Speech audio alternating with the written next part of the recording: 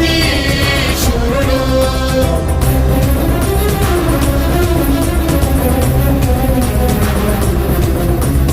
ఎగురుతున్న ధర్మధ్వజం చేతబూని సైన్య దళం గంటలన్నీ గల్లుమనే శత్రు గుండె గుబిల్లనే. రాజులు మహారాజులంతా ఒక్క క్షణం నిలవలేక హర హర మహదేవయంటూ శివాజీని అనుసరించే.